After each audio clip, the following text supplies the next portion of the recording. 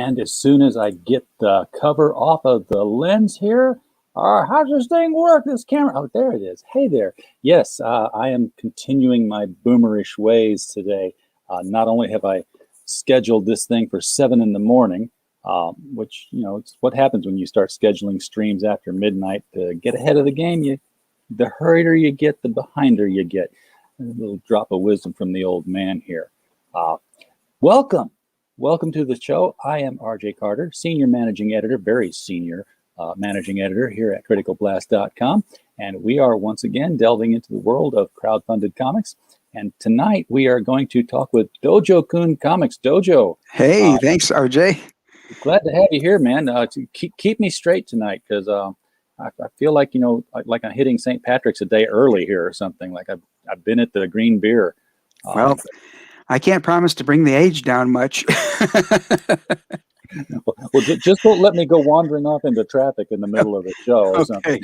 Sounds good. So you got a bunch of comics out. I mean, you're not just like a fan. You're a big time publisher going on here. Well, from your mouth to God's ears, I wish it was big time. But yes, I have been around for a while. I've been publishing for about 6 years now. I worked for 2 small press companies before branching out and starting my own. And maybe in a little while I can show you some covers that I did for them. Not drawn, but some work I did for them. And Dojo Kun Comics has put out 12 comic books so far. And then this trade paperback that we're about to talk about is my first foray into crowdfunding. So that's one of the big questions I was going to ask you too, because I'm looking at the Indiegogo page, and we'll bring that up later. Just basically show you all how to get into it.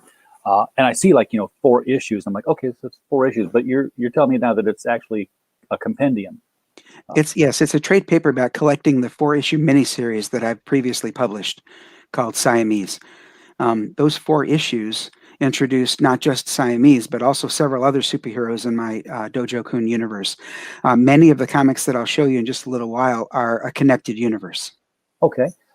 So what is Dojo Kun? I don't translate Japanese that well. Thanks for asking. Yeah, the Dojo Kun are the 5 rules of the karate dojo. I started karate when I was in college. You can probably tell by looking at me that was a few days ago. Last week. Yeah. And the Dojo Kun are, I'll say them in English. The first is to seek perfection of character.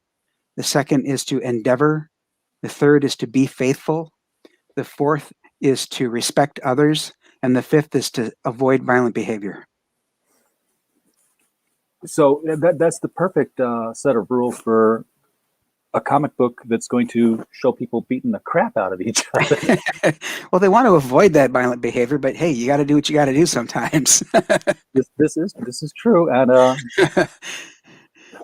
so I'm going to share my screen here just real briefly, and yes, share audio. Hey, I'm actually on top of my game now. This is the Indiegogo page where the Siamese trade paperback by Dojo Kun Comics, collecting all 4 issues of the Siamese miniseries.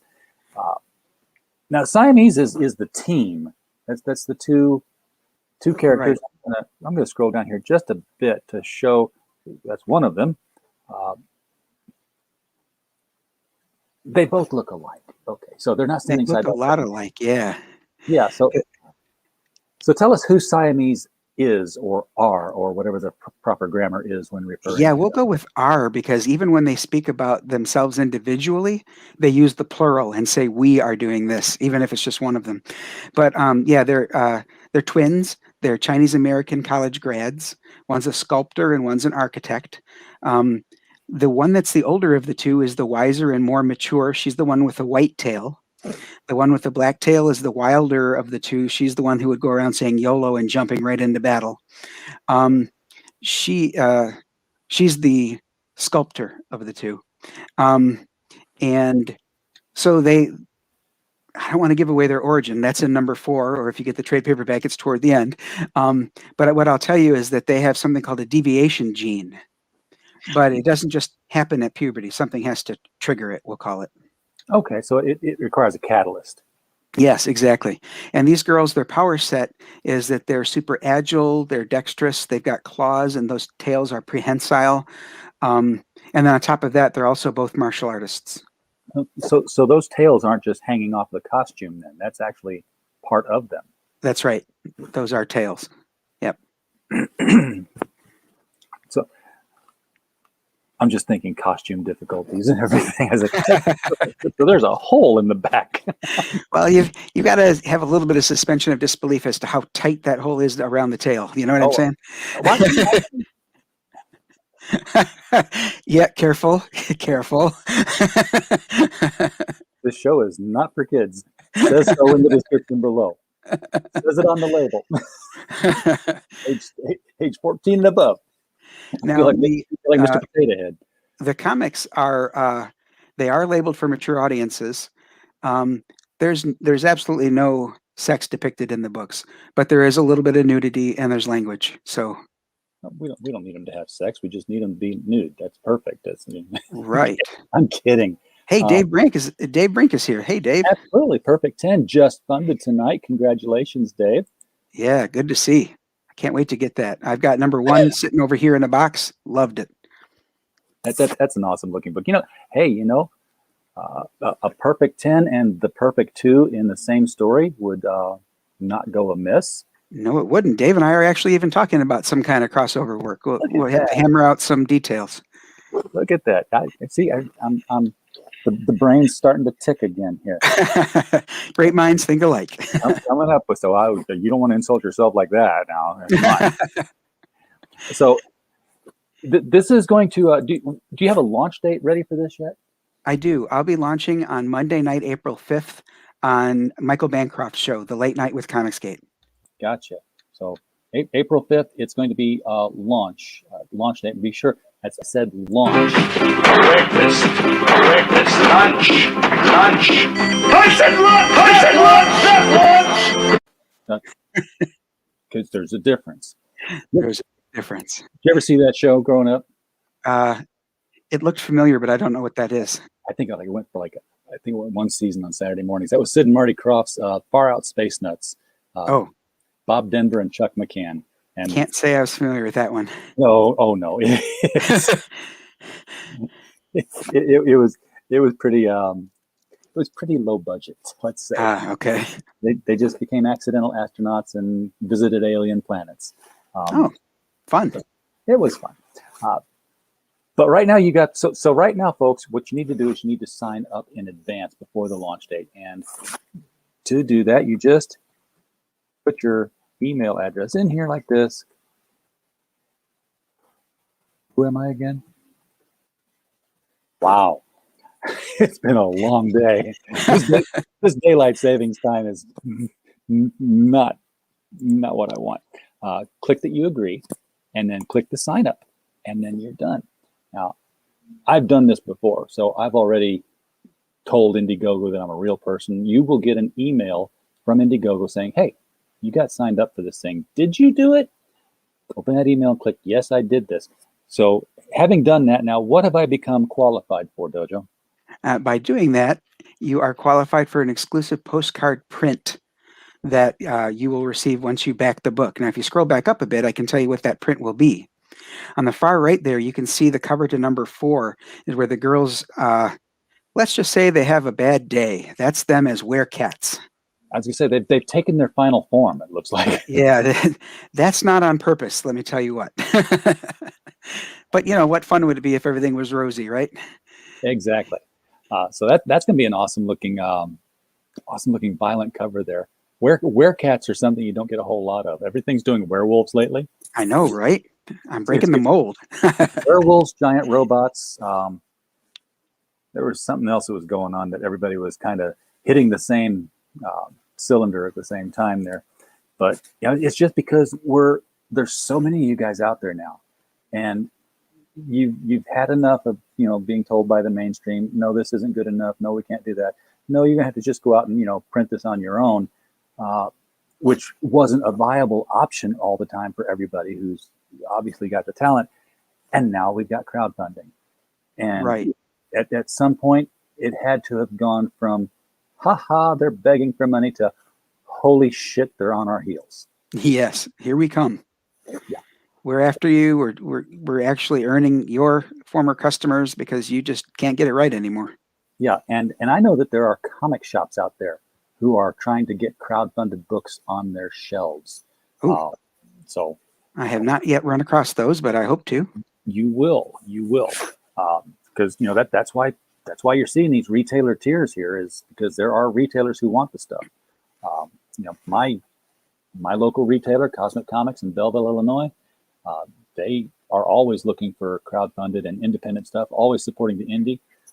And once I get more titles under the Critical Blast Logistics shipping thing, where we start maintaining an inventory, I'm going to start shipping them to comic shops, so they'll be able to buy them direct from here. Fantastic. Get those books onto shelves. I can't wait for the first photos of a crowdfunded comic book that we worked with on the shelf next to Batman or X-Men or what have you, to say, look, equals. That's right. The time has come. I like the sound of that. So you got a video here, and since you put all the work into it, we're going to play it. Let's see what we got. Awesome.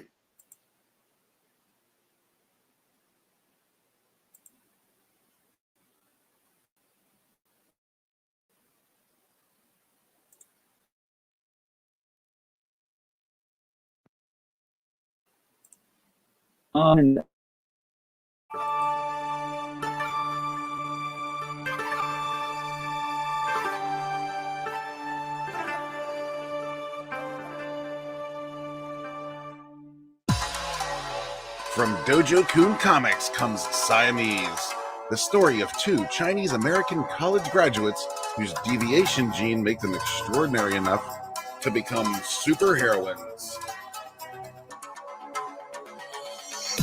This trade paperback combines the full-issue Siamese miniseries previously published by Dojo Kun Comics.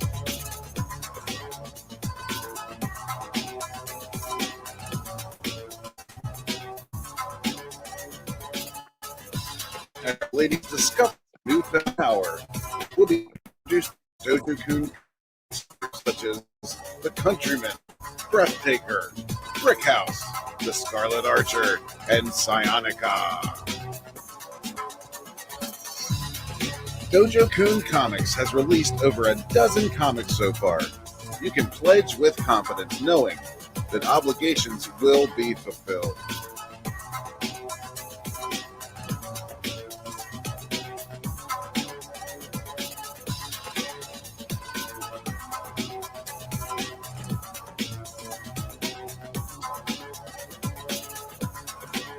Superheroes are coming back.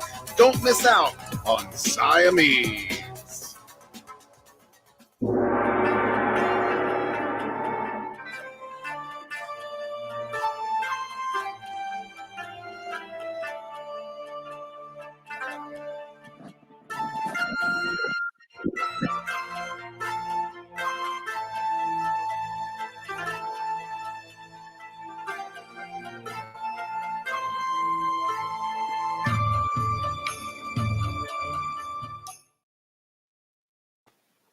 I want that logo as a sticker. That looks really cool. I see a lot of. I'm always after the sticker. I see a lot of the trailers end with that animated Indiegogo, only on Indiegogo thing. Is that something that they provide when you load one up, or that you download it, or they just? You can get that. Yeah, Red Gaze is the one who professionally did that trailer for me. But yeah, he went and got that from them. It's a downloadable piece of video. Okay, cool. I might have to get that. Can just help out the meager videos that I'm putting together for. Because you saw what I did. That was PowerPoint. Well, that intro video, I loved it. So that was cool. I just try to come up with something different. Is all it is. I'm not I'm not an animator by any stretch of the term. I wanted to point out, RJ, that the fact that it says only on Indiegogo is pretty important to me. There was a time where I had prepared for Kickstarter, and I was advised, you probably shouldn't do that for, a couple of people had their own reasons. But then something came up where there was a fraud being perpetrated on Kickstarter. It was brought to their attention by a number of us, and all they said to us was, that doesn't violate our terms of service. I think I know that one. That was somebody had something that was copied. It was, yes, it was Vinny Tartamella's Shadow of the Kraken. And somebody from Kazakhstan had copied the entire thing and pretended it as if it was his own. So by day, I'm a certified internal auditor, certified fraud examiner. So when I saw that this was a potential fraud, now nobody had any of their money taken away from them because on Kickstarter, that doesn't happen until you're funded. Right. So he had started funding. There was about 5 or 6 people who had pledged money to his fake campaign. And when Kickstarter refused to take it down, I contacted the Federal Trade Commission and told them that this fraud was being perpetrated and the Kickstarter is knowingly culpable. So yeah, Federal Trade Commission called Kickstarter and it was down within 3 hours. Cool. But if they are willing to do that sort of thing and actually, even once they're notified, leave it, saying that it doesn't violate their terms, then they're not getting any more of my money. So it doesn't violate their terms to crowdfund something that you have absolutely no intention of delivering in the first place because it's something that you copied and stolen from an Indiegogo campaign. Right. Yeah. There's no way that guy could have fulfilled any of that. Yeah, because it's not like he was. I mean, I could see a scam of somebody doing that and crowdfunding it for hey, pledge $30 a book, and then he sees how many he gets and he goes to In Demand and buys that many for $20 a book, and he's basically upcharged them all $10. But still, there's easier ways of doing that. I mean, that's what eBay's for crying out loud. Yeah. So of course I was disappointed in the fraudster over in Kazakhstan, but I was actually more disappointed in Kickstarter for knowingly just leaving it up. So yeah, I will not crowdfund on Kickstarter. I will not back on Kickstarter. Now I did finally get my I got the last Kickstarter I backed just yesterday. It was issues 1, 2, and 3 of Capable by John Hedrick. And I thought that was I read all 3 immediately. It was very good. So yeah, there's a lot of crowdfunders a lot of comic creators on Kickstarter and a lot on Indiegogo. And apparently wherever you get started, that's where you have to stay because that's where your audience finds you. With Miskatonic High, they're up to 10 issues. And they said, they've tried to go the Indiegogo route afterward and they got nothing. Nobody knew who they were. They didn't come in. So it's almost like, 2 different continents and no intercommunication between the two, between the people living there. That's a shame because I think that all the people on Kickstarter should leave and come to Indiegogo. I think so too.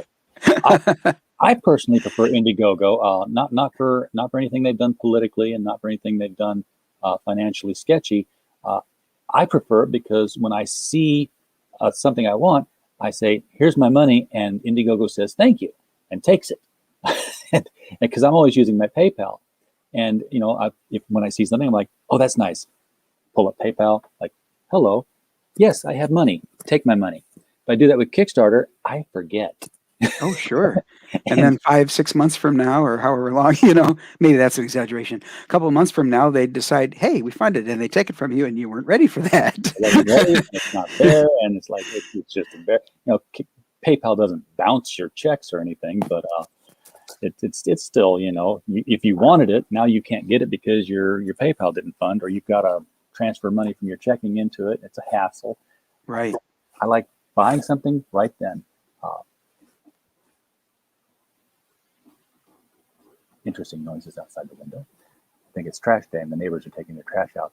I just moved in here, so I've not gotten used to all the different sounds of the area. I'm on the side of a mountain here in nice. Here in the Ozarks of Northwest Arkansas. And if you go to my personal Facebook page, Randall Carter, I went out behind the place today and went just like 20 paces into the woods because I'm always hearing water in the morning when I get in the car. Like it's raining, and I'm like, it's not raining. There's a waterfall back there. Oh my gosh, how nice! I took photos of it. It's like 3 tiers of waterfall before it hits the creek. I'm like, okay. And then something skittered in the grass beside me. I'm like, oh, other stuff is out here other than me. And you can actually hear a howl. Oh, wow. Yeah, get back. I saw a deer this morning on the way to work. But that's not too unusual. I think there's bear out here also. I'm waiting to see one of those. And if I live through it, I'll let you know. So you talk about this deviant gene people have, and I'm assuming that that's sort of like across the board in your universe as far as how these abilities metabolize within your characters. Oh, well, it's true for some. Others get their powers via technology. Some get it via magic, and let's see. Oh, and radiation. So I've got all the normal comic book tropes. I have over 100 characters in my comic book so far. And there's a compendium available, which we'll have a look at briefly on my website. That's available. That's a lot like the old official handbook of the Marvel Universe. That has a picture of the character, full body picture, in addition to their stats, their first appearance, their history, their power set, that kind of thing. Cool. I always love those things. Those are so much fun to read. So the ones that do have this this gene that needs to be activated. Is there? It's always something different that activates it. I mean, is it like a stress situation? Is it radiation? Right. It's typically a traumatic event or something that happens to them that could have killed them, but because their deviation gene kicked in, it saves them. Okay. Is this something that in your world you created can be detected? I haven't written that anybody can detect it, but I kind of like the idea of somebody who has the ability to identify them. Sort of Okay. like Caliban with the mutants in the Marvel Universe. Yeah, because if somebody knew that they had their blood test or they ran their ancestry or whatever and says you got 75% Scandinavian, 24% Australian, 1% deviant gene. I'm like, Yeah, you're suddenly do I throw myself off the house or do I set right. myself on fire? What do I do to have those? Good point. That could be fun right there. Just people trying to figure that out. Yeah, and if you're wrong, well, Yeah, you're wrong. there are consequences. There are huge consequences. And it's like, oh crap! I set myself on fire. This one's activated by drowning, or it gets activated, but by the near death of the thing, and it doesn't come with a healing factor. So you're just like scarred and broken. Like, Oh, right. This is great. I can change television channels by blinking my eyes, which is good because I'm paralyzed for life. Wow, you took a morbid turn with that pretty quick there. Hey, go dark or go home.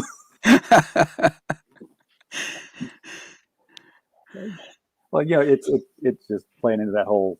Remember when we were kids? It's like, oh, did you hear about that kid who tried to become the Human Torch and set himself on fire? And Yes. or thought he was Superman, tied a towel around his neck, jumped off the barn. We always heard. I don't know that anybody ever did that. I think it was all urban myths, but we sure did glom onto them, didn't we? We did, and there was no internet to get that stuff spread around. So, That's right. Yeah. So we couldn't even fact check it. yeah, there was no internet to spread it and no Snopes to tamp it out. That's right. So the girls do they have their powers when we first meet them? Because I know you're showing the origin at the end, which is sort of building a top-down house here.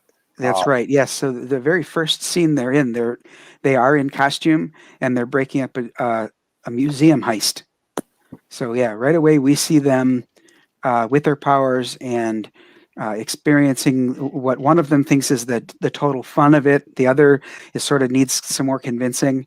But and throughout their tales in these first 4 issues, they meet other superheroes. Breathtaker is she can fly, she's invulnerable, and is super strong.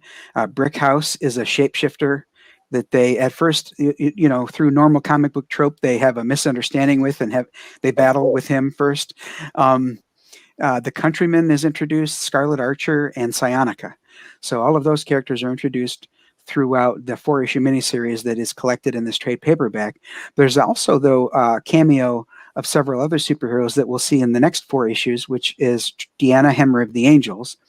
And the first issue of Deanna is almost complete. We're on page 19 of 22. So we're really rocking and rolling on beginning that 4-issue miniseries. And then when that one concludes, these 8 issues roll up into my universe's team book called Trident's New Alliance. And that team book will have 11 superheroes in it, including the ones I mentioned earlier, and Siamese will be in it as well, and a few others that are introduced in Deanna's miniseries. Okay, so what's your business pattern here? Is it you do just flat out straight publishing of the issues and then crowdfund the paperbacks?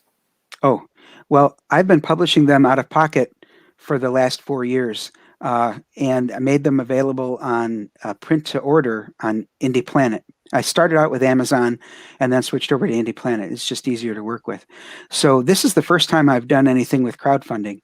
And so what I wanted to do is give everyone an opportunity to start where my superhero universe kicks off. So that would be the first 4 issues that I ever published, and that's the issues of Siamese. So okay, so this isn't just a 4-issue miniseries of a set of superheroes. This is the birth of the Dojo Kun universe. That's right. Yep. Okay, so this is that's something that's important to get across to people. This is like crowdfunding a trade paperback of the first 10 issues of Action Comics. Ooh, I like the analogy. Because this is the birth of where it all began.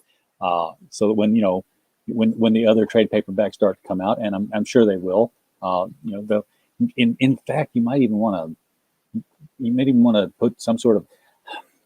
You remember how at one point in DC's history the Superman titles, they were numbered, but there was also like another number in a triangle.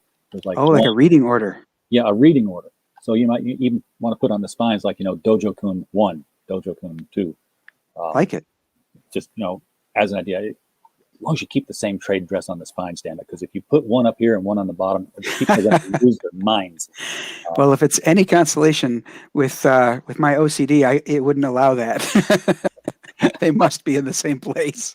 I see that all the time, and I've got books like that too. It's like you stack them all together. It's like the Harry Potter DVDs drove me nuts. I'm like, I had all 7 of them on Blu-ray, and it was like they kept changing, and it was like it's just be consistent all the way across the board, because it looked weird. Yeah, staggered like that. It's not good for display. Exactly.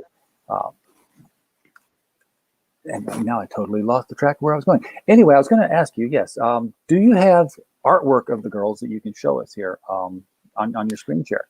Yeah, let me do that. There's not a whole lot we can see here in these 4 panels, and Indiegogo has blown these up, so I think they were uploaded smaller than what they're being displayed. All right, just give me a minute to go to that file before you open anything. Oh yeah, I will. Okay, here we are. Titles. So let's look at. I never share your screen until you're past your browser history. I don't want to. Oh, good call.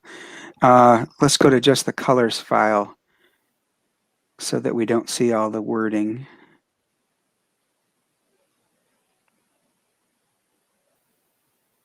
Let's got to think about it a minute. You tell me when you're ready, and I'll put it up there. So this here, I can tell you a little bit while it's drawing these pages for me. I can tell you about the artists. The first artist on issues number 1 and 2 is Mike Salter, and I found him in a nursing magazine. I was in a hospital waiting room, bored to tears, and just started looking through whatever was near me on the table, and there was an ad in there for a nurses program, gathering patients' data, and it was done in like superhero form where, the super nurse can do this, this, and this because of our program. Well, like I said, it's done in superhero form, and I thought, this is pretty sharp. This guy's pretty good. So I contacted the ad agency who put me in touch with Mike, and he said he'd love to do a comic book.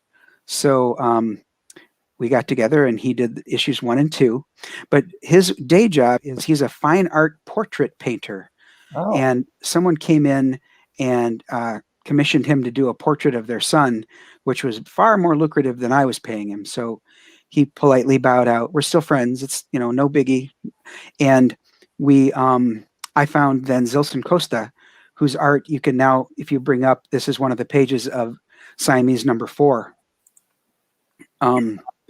Zilson is a Brazilian artist that I got in touch with he and I have a great rapport. If I have it written as part of the script, he follows the script to the T. I rarely have any changes to tell him to make. Yeah, there's a lot of good artists in Brazil that are coming out lately. Yeah, there are. Brazil and Portugal, I'm noticing, is just a flood of them. And again, this is quality that I would have expected to have seen in DC and Marvel these days. And I don't know, maybe DC and Marvel are more out of money than we thought they were. So I'm gonna close that one and bring up another page. Actually, what I'll do is I'll feature a couple of the villains on this page. All right. Because I haven't shown any of the villains. Let me zoom out so you can see them better. Hey, Pops, welcome to the chat, man. I was just telling Dojo earlier that he's got to get a hold of you and become part of CromCon at the end of this month here. Yeah, I would be happy to be on if Pops will have me. So I don't know. Do you still have me up on screen, RJ? Oh, yeah, you're still up. Okay. So this is the equestrian here in the cute little, with the riding crop in her hand. Her ability is to call into being this Clydesdale-sized spirit fire war horse. They can fight for her. Obviously, she can ride him for transportation. And he has a special ability, which I'm going to say it involves teleportation, but it's crazier than that. And you'll just have to get the book to see what he can do. It's awesome that he is the one who has the power, and she's just sort of like a passenger, but she does use that to her benefit, obviously. Kind of And like then this guy over Johnny. here on the wave, that's Watercraft. The two of them are a part of a team called the Elitists. They're a group of super villain CEOs who they use petty theft as an obfuscation of their true motivation, which is corporate espionage. Okay. You said, villainous CEOs. I'm like, that's like, doubling up. Is that kind of redundant? Yeah, I hear you. Yeah, I mean, and I've seen Clydesdales up close and in person in St. Louis, the Anheuser-Busch Clydesdales, and he ain't big enough, but when she's up to his muzzle there, but yeah, when she's on in there, they're huge animals. Yes. But so she's sort of like the to find an existing analogy, like Johnny Thunder. He has no abilities himself, but to call forth the Thunderbolt, and then the Thunderbolt has huge cosmic powers. Okay, yeah, I could see the analogy there. She doesn't have to say a special phrase, though. Yeah, he just He makes says, "Say you," right? Yeah, he does. Unless you get the new one, which is Jakeem Thunder, he has to say "so cool." Oh, okay. Yeah, sorry, I haven't been reading comics. I dropped out of Marvel and DC reading for some time now, so I don't know the new one. You've missed nothing. I understand. Yes, and then because we talked about them in their werecat form and things not going well for them that day, let's look at one more page of art here. Zoom out. Oh yeah, that's so. I mean, they're not having a very good day, but this guy's having a much worse day. yeah. And it's gonna be worse when they're done because their costumes got shredded. So they are. all these other guys are like, yeah, maybe we shouldn't have dressed up like male cats. These guys? Who are these guys? Oh, these guys are not male cats, chat. This is the Doberman Gang. Oh. Even worse for them, they're dogs. Gotcha. I don't know if you remember, RJ, but there were some movies out in the 1970s called the Doberman Gang. I don't. Where they trained their Dobermans with such precision. All they needed to use was one of those whistles from afar, and the Doberman would actually go into the bank and rob the bank. Okay, that sounds like a Disney, one of those Disney movies that they did in the 70s. Well, I think it was a little bit harsher or more, I don't know, more adult than Disney would allow. But I get what you're saying. A silly premise is what you're saying. yeah, exactly. Yeah, cat in outer space kind of thing. Right. I'll check that one out. So this is the Doberman Gang, and they obviously were getting the upper hand at some point, and now they're like, yeah, we give up to arrest us. Now I will say one thing: seeing them in the panels that we've seen them in their regular, and I'm going to switch the streams out here just a second. In these panels here, I get a very, very strong Batman the Animated Series Catwoman look to it. Now this came out a while back, right? I mean, as far as the individual issues go. Yes. They would have come out in 2016, 2017. Yeah, but still long after the anime series. Was there any concern at all that, like maybe we need to deviate the costume a little bit more? I hear what you're saying. I think that it would be very difficult not to mimic some superhero somewhere since the 1940s. So what I relied on, therefore, was that the characterization would be so far afield from Catwoman or Black Cat that these gals would be their own characters. Yeah. They have their own personalities, even apart from one another, even though they're twins. They will have that twin bond, which is another thing, of course, that I'll be, exploring. And these two are going to be nothing like Catwoman and Black Cat. Yeah, and the fact that there's two of them, of course. Yes. It was only the animated series one too that wore that gray leotard with the elbow gloves. It never happened in the comics. So Catwoman has worn like 50 different costumes. Yeah. So even just her alone, it would be hard to somehow get away from some semblance of, hey, it's her again, Yeah. And technically you can always say, hey, your Catwoman's just a ripoff of Miss Fury anyway, right? Right. We've all been paying attention to Billy Tucci's work over with Dynamite on that one. So I'll take that back down to you guys. Something else up there you want to show. So you said you got a dozen titles now. This was the first. Siamese was the first. Right. Walk us through the rest of give us a brief tour of the universe. Okay. If I could share my screen, I'll take you to the covers. Yeah. So if you go to website. Pardon me? This is your website. And by the way, folks, this is linked in the description below. Yes, sir. So the first thing we talk about here is Siamese, the pre-launch.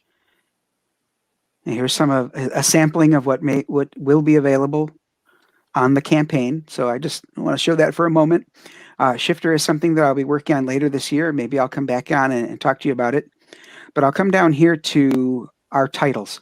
So here are the first 4 issues of the Dojo Kun universe. It's the 4-issue miniseries called Siamese.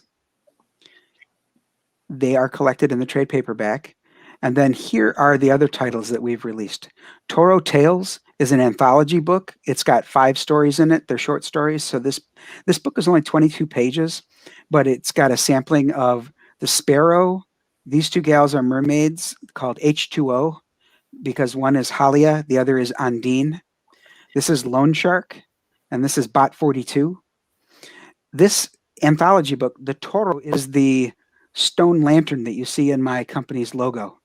Okay. And what I'll do is I'll scroll down a little bit here. Toro Tales number 2 is in the publication. It's in the works right now. It'll be over 100 pages, and it has 12 different short stories in it. Wow. Big book. Yes. Night Mist and the Scarlet Archer, it's 2 separate tales, sort of like if you remember the old Marvel books where they had Iron Man and Submariner or Iron Man Hulk or, 2 heroes sharing a book. That's what this one's like. Alliances, maybe it sounds like a broken record, but I like to pay homage to when I thought comics were good. So Alliances is like the team-up books that they used to have where there was a host, like The Thing in Marvel 2-in-1, where he would be in all of the issues, and there would be a rotating guest star. Yeah, Brave and Bold was my jam. Pardon? Brave and the Bold was my jam. It was always okay, yes, that's another great one. DC Comics Presents and Marvel Team Up were the other 3 that were just phenomenal. So Breathtaker is going to be my host for Alliances, which will be my team up book. And for a good look at Breathtaker, she's right here. Oh, she's breathtaking. Yes. There's some male gaze attraction going on there, folks. You bet. AAT. If you're too young to know what that is, I'm not going to tell you. And if you're old enough to know, then you don't need to be told. Bragaboom. So the Dojo Kun Comics Annual Compendium, that's what I referred to a little while ago. This is the handbook. So these are only the heroes on the cover. There's also just as many villains in this book. There's over 100 characters in that book. And even since that's been published, I probably have created another 30 to 40 other characters that will have to be in the second annual. So, and that's quite an undertaking to do that too. So I got to get a move on that one. That one's only about a quarter of the way done, the second annual. The loved ones. Okay, so all of those. Sorry, all of those are part of the connected universe. Now, this bottom line here, they're not part of the collected universe. The loved Okay. ones is a story written. The concept was written by David Whalen. I wrote the comic book, and then he did all of the art and lettering. It's a black and white book. It's 100 pages, and it tells the tale of the children of your classic movie monsters and the adventure they go on to seek their parents. So you've got a wolf boy, a vampire boy, a witch girl, and the son of Frankenstein. Cool. So, And this is a collaboration between me and David Whalen. David has his own comic book company called Correct Handed Press. If you were to click on this one, you'd be buying it from Dojo Kun Comics. If you click on this one, you'd be buying it from Correct Handed Press. We are happy that you're interested. So either one you click is good. If you click this one on my site, it'll take you to his purchase site. We had that much fun working together. We don't care which one you buy it from. We just hope you enjoy it. From that, I'll move over to the Mad King. This is a 3-issue miniseries, but you can only see 2 of them here because the third one's in the works. David from The Loved Ones did the cover of number 1. Annette Bell, the artist on the interior, did the cover for number 2. And what I can tell you that's cool about there's 2 very significant things that are cool about the Mad King. Number 1 is that it's the entire book. Every panel inside is painted by Annette Bell. So every panel is a mini painting. And then the second fun thing about this is the premise of this book is, what if a king is so disenchanted with his own kingdom and so bored that he slips out at night to take on a new hobby, and that's to become a serial killer. I like it. I like it. Somebody did that with the president once in a story. They made the president a serial killer. They did? Oh man, I didn't even know that. But now the Mad King, everything's kind of running together since we did the live stream of the podcast Palooza last weekend. But somebody was also mentioning the Mad King, and I don't know if it was you in your title or another book or movie of the same thing. But it was like it was banned in England. They weren't able to sell it in England. Oh, because England didn't like it apparently. Now, you can't disparage the monarchy. No, you cannot. Let them do it themselves. Yeah, and they're good at it, just like our politicians are. Exactly. You know what? I'm going to leave it at that because I don't like to talk politics. So this last one in that row, called "I Am Become Death," the quote that Oppenheimer used, but it came from I believe it was an Indian, either prophet or it was a mantra. I am become Shiva. I'm Shiva the Destroyer. That's right. This one here is a space opera with a huge twist at the end. Now, this one here was originally written by Nicholas Prontka as a prose novella. So I turned it into a comic book script. Now, in the case of full transparency, the comic book portion of this is just 12 pages long. It tells the whole arc within 12 pages. In order to meet the minimum for Indie Planet, though, I had to have a 22-page book. So what I've included in the back of I Am Become Death is a gallery of professional art and fan art of Breathtaker. Okay. Well, yeah, if you're going to, that'll sell a book. So I should have that on the cover somehow, but yeah. So I believe, if I remember right, the back cover is this picture of her. Okay. Yeah, those are all great looking little drawings there. That would be I would easily steal that entire picture from you, Dojo. and send each one of them off to Sticker Mule and say, I want one of each. I see. Well, if you'll permit me, I'm going to scroll way up real quick here to show you. I heard you say you like stickers. There are 6 Chibi stickers available as an add-on with my campaign once that launches. I did see those, and everybody loves Chibis. Me, not so much. I get it, but I'm not the Chibi fan. But I did see that soft enamel keychain there for Siamese, and I was like, "Oh, I like this." That. Is a metal keychain. Metal? Yes, sir. Oh my goodness, that's even harder to press. And then this is a canvas print, and it's drawn by the person who helped me co-create Siamese. His name is Cy Lim. He's from New Zealand, and he works for a company that's a lot like our Amazon, but it's their version. It's called Mighty Ape. He does a lot of animation and art for them. Okay. So He created the visuals for Siamese. There's going to be a poker chip, as you see here. There's going to be a challenge coin as a stretch goal. And then this is a wall poster. Okay, so who's on the wall poster there? Because I see Siamese, but I don't know who that is in front. That's Deanna, Hammer of the Angels, with Siamese helping her remain modest. Yeah, that's a nice tail placement there. Right. So yeah, and let me scroll back down here. Sorry, for the stream purposes, this isn't laid out very nicely. But as you can see, it'll get better when you go live with Indiegogo. Right. For comics in development, you can see I talked about Toro Tales. This is the cover for Deanna, Hammer of the Angels #1. So that's the second 4-issue miniseries that you can pick up. That'll pick up where Siamese left off. And then when Deanna wraps up, this is the team book, Trident's New Alliance. And these are the characters that'll be on that team. Okay.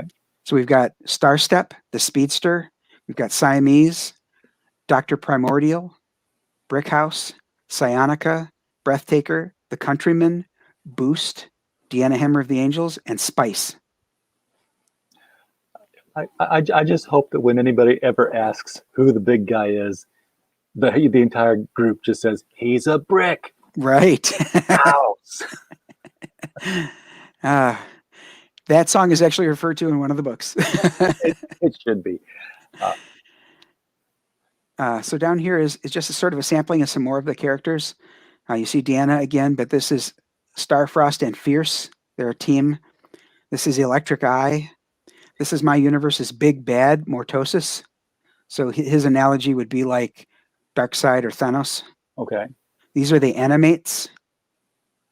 They are a married couple whose ability is to take on the wear form of any animal they've ever been in physical contact with. Oh. And so that could be fun. I mean, one person said to me on a previous stream, could they be a were mosquito?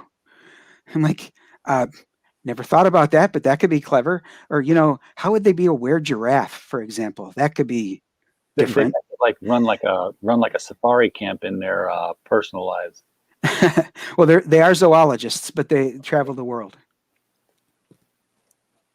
And we talked about Breathtaker. Her power set's a lot like Supergirl, I guess. Okay. Coltrane is like a street-level superhero. And then this is the Canadian Shield. The Canadian Shield? The Canadian Shield. Okay, because I've seen another Canadian Shield, or I've seen the Canadian Shield recently, and I didn't know that was your character, or if it was a character with the same name. It could be the character with the same name. Fortunately for me, his first appearance was back in Night Mist and the Scarlet Archer #1. So that was several years ago. Okay. Yeah, because my 3D guy was just showing me. He said, "Look here, I just printed out the Canadian Shield statue for the creator who's putting it out. So it's like a crowdfunded book right now." And I think you know John Dillard. Yes. Well, his character is the Buckler. The Buckler. Yeah, it's a spin-off of the Canadian Shield. Okay. Yep. Oh, because if you know the Buckler, then you know the story, and you know the Canadian. I do. Yeah. But you know what? DC and Marvel both have a Sandman, so yeah, it happens. It happens. I just didn't know if it was the same one. I see those pictures though, and I'm like, refrigerator magnets. Anytime I see a clear line drawing of a character on a blank background, I'm like, yeah, make stuff out of those things. Color forms, for crying out loud. Ooh, I like that idea. Nobody's done color forms. Vinyl clings and a wax board cityscape. That would be nostalgic, and it would be a throwback, and it would be unique to anybody's campaign. I like it. I'll have to look into that. I don't know how you'd get it made, but I'm sure there's a way to do it. Well, you know what? I mean, to be honest with you, some of the stuff up here, I had no idea how I was going to get it made, and it's just you got to do some digging. Everybody makes something, so that's right. Yeah, this challenge coin thing was fun. I learned about that in my day job. My company was issuing them to employees who are either current or former service members, and they were doing it with the company logo on it. And as I'm sitting there, arranging it, I'm thinking, you know what? Yeah.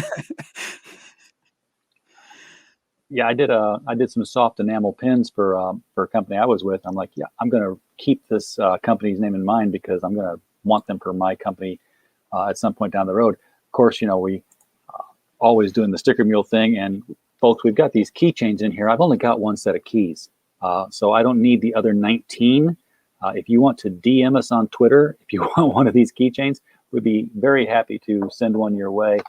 Just like I said, DM us at Critical Blast on Twitter, and we will just reply with the instructions of where you can send a self-addressed stamped envelope. We'll open your envelope, throw the keychain in there, throw it back to you. All yours, just for being fans of the show. So this is going to launch, I think you said April 5th. Was that That's the right? It's a Monday night. Monday night, and it will be on Michael Bancroft. So a lot of people go for the Bancroft bump. You're going for the Bancroft launch. Well, you know what? We can call it the Bancroft bump if we go from 0 to, the sky's the limit. Yeah, exactly. Do you know and or can you say what your funding goal is going to be? Oh, yes, I can. I've heard various, methodologies with regard to that, and I'm going to set my original goal at 3,500. Okay. I believe that's attainable. It's not so low that it'll mess with my ability to fulfill the book. For example, if I made it 500 and I got to 500, or let's say I got to 800 and it stops. Yeah. Then, do I have the money to pay my artists and to recoup the money I spent on the book? So I think that a reasonable goal like 3,500 is better. It's attainable. It's not too lofty, so that people look at that and go, "Wow, he's never going to get to that." So I want them to be confident that he could get to 3,500. And mentioning that I've been in the comic industry all this time, I want people to understand that although I'm new to CG, I'm new to crowdfunding, I'm not new to publishing. So this will be fulfilled. I've all set. I've got my Gemini mailers. I've got my the envelopes from the post office already, and my fiance even says she's all ready to help me get them all set and get them fulfilled. Yep, I'm doing the same thing. I got Gemini mailers coming their way to me, because we do fulfillment. We've talked before about that, right? Right. Yes, we did. Okay. So it's a bit late for this one, but that doesn't mean I won't reach out to you in the future. Well, I can't save you money, but I can save you time. You can, be making books instead of packing boxes. Right. Everybody else is sort of like the domestic, and I'm now like staying up at night and staring at the ceiling when I think about all this, because we started with the man called Kemosabe and the Company Men. So we're bringing the book out of Australia for $12 shipping instead of $25. That's fantastic. Yep. I've signed up 2 other clients since him, and I'm like, what if they all 3 come at the same time? What if I send the wrong book to the wrong campaign person? What if I'm... Ooh. None of that will happen. Okay. Right. This is just this is just the anxiety in the closet trying to keep me up. It's not going to happen. Everything will be separated and clean. Don't worry about it. I will tell you one thing I am going to do though, for these first 3 and probably for the next 2. So it'll be like my first 5 clients I will do this for, and I will not charge them a thing for it. But the Gemini mailers themselves, just the ones that come out in the books. If there's a bigger package, I can't do it. Sticker Mule also does these poly bags where they print logos on them. I'm going to take the logo of the book and I'm going to order enough poly bags for each one and put the Gemini mailer in the poly bag and then seal it and label it, so that when it arrives, not only will you be tracking it all the way to your doorstep, but when you open your doorstep, the package itself is going to announce what just got there. It will be an event for whoever receives it, because it's going to have, the Company Men or whatever your logo is on the bag. Oh, that'll be awesome. Make sure that I can open it without destroying it. I want to keep that. Well, you can, because the poly bags have like the zipper rip top. Okay. In fact, when they first tested them, I've got some with the Critical Blast logo. We still use them, but it was like, they were like, we're trying these things out and we'll sell them to you for like $0.05 a piece. It was insanely cheap. You know how they are. And they said, now that you got them, how are they? And I'm like, well, to be honest with you, every time I try to, shove something in them and I'm grabbing the flap to put things in, the entire flap rips off because the sticker thing, the zipper is just too loose. and by golly, they listened, because they put a big thing up on their website and says, okay, we've heard you guys say these things rip too loose. We've tested them. We find that you're right. They are kind of loose. We're tightening them up. Let us know if this is any better. Great. So good for them. They're very customer responsive. Armel Rodriga Cusaboya, I don't know what you're saying in the chat because it's just coming through blank, but appreciate you being here. Hope I didn't butcher your name too badly here. I just try to read it as it comes across. Dojo, we're coming up at the top of the hour here. Is there anything at all about Siamese? We'll focus back just on the book that is coming out that the people should know about that we haven't covered. Yes, I'd like to quickly mention that there will be 5 variant covers to the Siamese trade paperback, in addition to the one by Gilbert Monsanto, the regular cover. And the featured tier will be a variant hardcover by the Barton Brothers. Hardcover. Hardcover, yes, sir. Okay, so and is one of these variant tiers, is one of these variant covers going to be by Preston Acevedo? Actually, I did not get to Preston. Nope, he was a bit too busy at the time. Because he's like on everything, so I'm like, yeah, okay, variant covers. Preston's one of them. I know why you said that, but nope, not this time. Sorry. All right, Dojo, it's been a pleasure having you on the show. Thanks so much, RJ. I appreciate you. Come back in April when there is, a fully launched thing after you're done with Michael, and then come back home. We'll still have you. Okay, great. Thank you. We'll touch base on that again. For everybody in the chat, appreciate you being here. We don't have a show if you don't show up. So yeah, hail the chat. It's all on you guys, and we just couldn't be happier to have you here. And as always.